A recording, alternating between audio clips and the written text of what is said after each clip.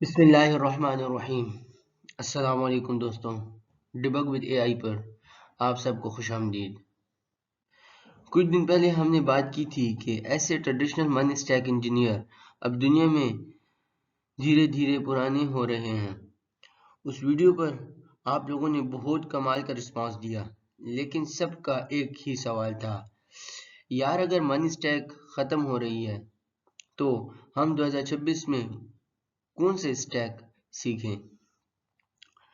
आज मैं आपको दुनिया का सबसे high paying future proof blueprint देने वाला हूं, जिसे हम कहते हैं द एजेंटिक एआई स्टैक।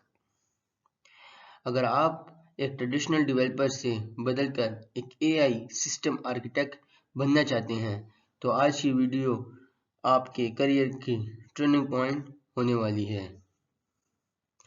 तो सबसे पहले मेरे चैनल को सब्सक्राइब करें, बेल आइकन को प्रेस करें, वीडियो को लाइक, शेयर और कमेंट जरूर करें।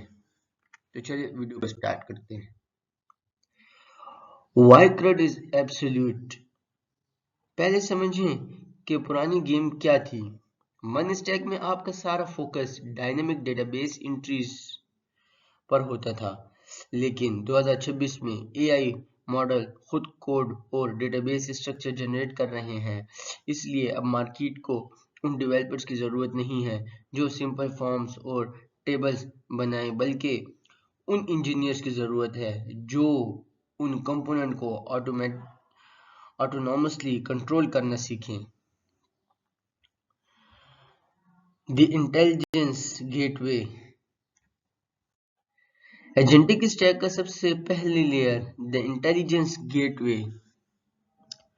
ट्रेडिशनल बैकएंड में आप हर यूजर रिक्वेस्ट के लिए हार्ड कोडेड कंडीशन स्टेटमेंट या रिजिड रूट्स लिखते थे, लेकिन नए स्टैक में हमारे पास सर्वर एंट्री पर ही एक एलएलएम इंजन बैठा होता है जो यूजर पूरे इंटेंट को रीड करते हैं और फैसला करता है कि आगे एप्लीकेशन को किस डायरेक्शन में चलाना है। द वेक्टर लेयर दूसरा कंपोनेंट है द वेक्टर लेयर। बहुत से लोग मुझसे पूछते हैं कि क्या मोंगोडीबी बिल्कुल खत्म हो जाएगा। बिल्कुल नहीं, मोंगोडीबी आपका ऑपरेशनल स्ट्रक्चर डेटा ही संभालेगा, लेकिन एआई सिस्टम को चलाने के लिए आपको इसके साथ एक वेक्टर डेटाबेस इंटीग्रेट करना होगा, जैसे पाइथन या कोरमा, या डेटाबेस टेक्स्ट और फाइल्स को न्यूमेरिकल वेक्टर एम्बेडिंग में सेव करता है। आपका एआई एजेंट एप्लीकेशन के दौरान लॉन्ग टर्म मेमोरी यूज कर सकते हैं। Function calling schema. अगली सबसे इंपॉर्टेंट चीज जो आपको सीखनी है वो है फंक्शन कॉलिंग। एआई मॉडल दुनिया से डायरेक्ट इंटरेक्ट नहीं कर सकता जब तक आप उसे बैकएंड पर रूल्स और स्कीमा ना दें। जब आप Node.js बैकएंड में क्लीन जेसन टूल्स डिजाइन करते हैं तो एआई मॉडल उन टूल्स को ऑटोनॉमसली कॉल करता है। यानी अगर यूजर कहे सेंड इनवॉइस तो एआई आपके बैकएंड फंक्शन को एग्जैक्ट एक्यूरेट वेरिएबल्स पास करके रन कर देगा।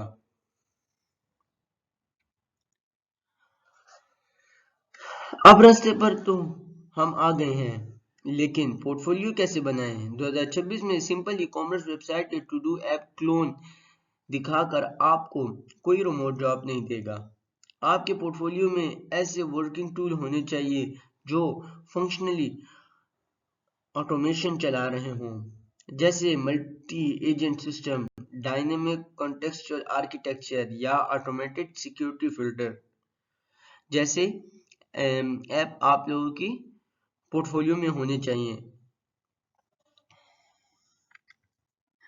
तो दोस्तों, फंक्शन कॉलिंग स्कीमा हमारे एलएलएम को जो है सिंपल टेक्स्ट जनरेटर से अपग्रेड करके एक एग्जीक्यूशन इंजन बना देता है, जिससे वो यूजर की क्यूरी को समझता है, उसके मुताबिक जो है एक फंक्शन रन करता है और यूजर के जो क्यूरी होती है उसे एग्जीक्यूट करने की या उसे सॉल्व करने की कोशिश करता है।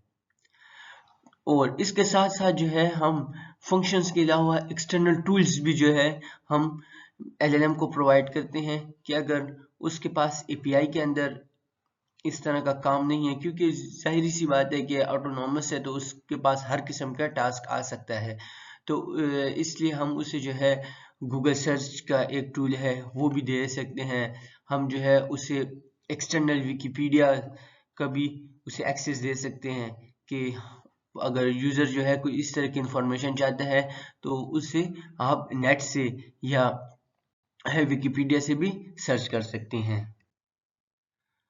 तो हमारे पास जो है रोड मैप हमारे पास क्या है कि हमने पहले ऑटोनॉमस के बारे में समझना है कि क्या चीज़ होती है ऑटोनॉमस इंजन्स या एजेंट्स, क्या चीज़ होती हैं और ये किस तरह काम करते हैं और किस किस इंडस्ट्री के अंदर जो है ये काम में ला सकते हैं। फिर हमने लैंग ग्राफ के ऊपर सर्च करना है कि ये लैंग ग्राफ जो है किस टूल का नाम है, क्या क्या ऑटोनॉमस इंजन एजेंट बनाने में हेल्प करता है।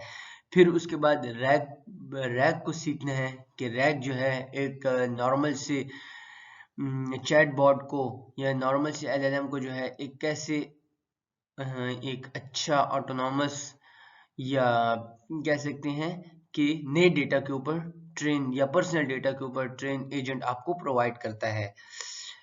तो इसके लिए जो है आपको एलएलएम चाहिए होगा, वो एलएलएम सीखना है। उसके बाद जो है आपने लैंग ग्राफ सीखना है।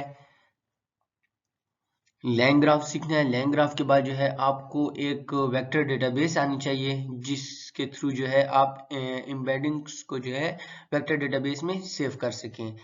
फिर आपने जो है एक मल्टी एजेंट सिस्टम के ऊपर रिसर्च करनी है। आपने देखना है कि मैं तो ये दो चीज सीख ली है, अब मैं जो है इसे मल्टी एजेंट एलएलएम में किस तरह इस्तेमाल कर सकता हूँ और किस तरह मैं इसको जो है एक यूटिलाइज कर सकता हूँ। तो हमारे पास जो है ये रोड मैप है, ये एमवीपी है हमारे पास कि नए स्टैक को कैसे सीखना है। पहले जो है हमने एलएलएम के बारे में सीखना है। पहले तो हमें अपनी बेस मालूम होनी चाहिए कि मन स्टैक ट्रेडिशनल मन स्टैक हमें ऑब्वियसली आनी चाहिए, ठीक है। फिर उसके बाद जो है हमें एआई के बारे में पता होना चाहिए कि हम अपनी स्टैक के अंदर जो है एआई को कैसे इस्तेमाल कर सकते हैं। और फिर जो है हमें एजेंटिक वर्कफ्लोस के बारे में मालूम होना चाहिए कि ये किन किन इंडस्ट्रीज के अंदर यूज होते हैं, क्या क्या काम करते हैं, किस तरह हम इन्हें जो है ऑटोनॉमस बना सकते हैं और कौन सी इंडस्ट्री के अंदर बना सकते हैं।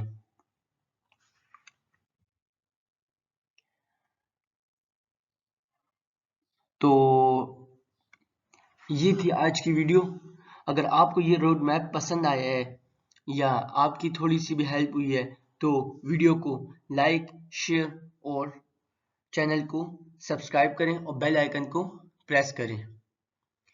और कोई भी सवाल हो या कोई भी आप इसके बारे में कोई राय देना चाहते हो तो प्लीज़ कमेंट में बताइए। मैं कमेंट को रीड भी करता हूँ और उसके ऊपर रिप्लाई भी करता हूँ। Thank you.